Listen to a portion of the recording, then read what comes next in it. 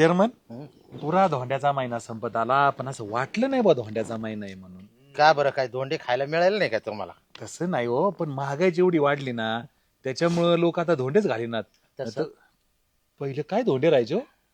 माणसं तशी राहिली नाही, सणवार तशीच आहेत सगळे. है ना? अहो पूर्वीचे लोक काय माणुसकीन, काय नातं गोतन, काय त्यो राडा. हे आमचा आजा, हे असे धोंडे जर कधी घालायचे म्हणे ना, अख्ख्या तालुक्याला आमंत्रण. काय बोलतो? हे आमच्या आत्याच्या घरी नुसतं आमंत्रण नाही, अख्खं भाऊकी काय पाहुणे. अख्ख्या समजा आत्या जर शेवगाव तालुक्यात दिले ना, हा. अख्खा शेवगाव तालुका इकडं धोंडे खायला. अरे बाप. मग एकदा असेच गावातले असेच भाऊकी म्हणले, काय तुम्ही पुरीला पाहुणा म्हणला, पाहुणा आम्हाला धोंडे खायला बोलिलं का नाही? आजीला राग आला, खरडून आजीने बैलगाडी 100 बैलगाडी पाठली गावातनं डायरेक्ट माणसं आणायला. माणसं आणायला थेट तिथून. हे घोडे न तीन आणले बा माणसं. आता एवढे जेवण घालायचं म्हणजे अख्खं गाव कामाला लागलं. आज्यानी डायरेक्ट आमटी, अयो. मोठी आमटी.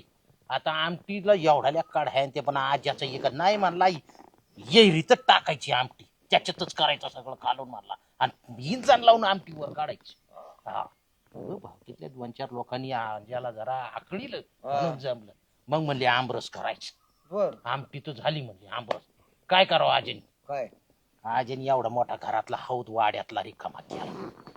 याच्यात काय हे टाकले काय आंबे.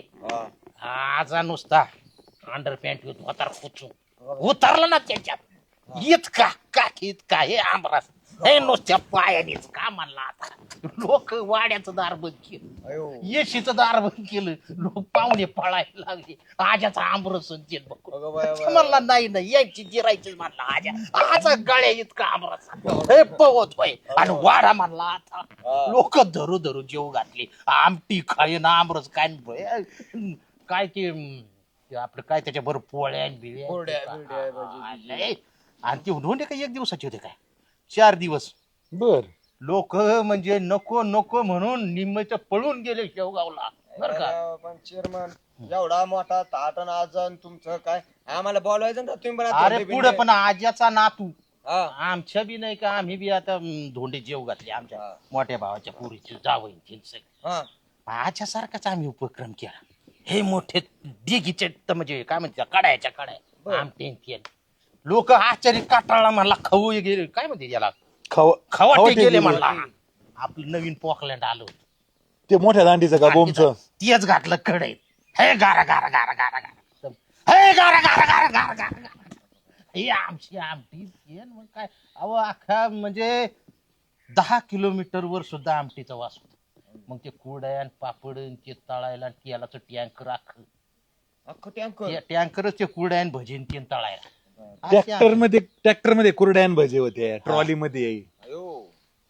अशी धोंडी असते ना. आजचे काय 4 पाहुणे कावळ्याला भाजी तडल्यावर ते ताटात टाकवा तीन खावा, काय उपयोग आहे त्याचा? नाही लगा, पण तुम्ही आम्हाला काय विसरले का राव चेअरमन? तुम्ही असं एवढं सगळं करतात, थाटात पॉकलँड बिकलँड आमच्या सारख्या कार्यकर्त्या जवळच्या तुम्ही विसरतेच राव. त्यावेळी तुझा आम्हाला जन्म धोंडे. झाला नव्हता. आता त्यात आमचा काय दोष आहे? तू असताना तर तुला त्या पॉकलँडच्या बजेला तू तक्रार चेअरमन कडे करण्यापेक्षा तुझ्या आई बापाकडे तक्रार कर.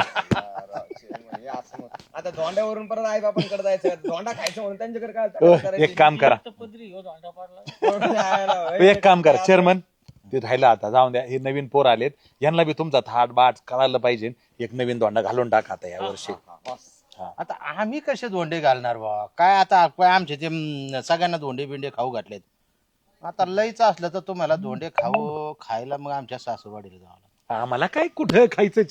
सासरवाडी तर सासरवाडी. बरं चला जाऊ सासूरवाडीला धोंडे खायला. काय आमची बी काय कुरड्या पापड करतील ना ते.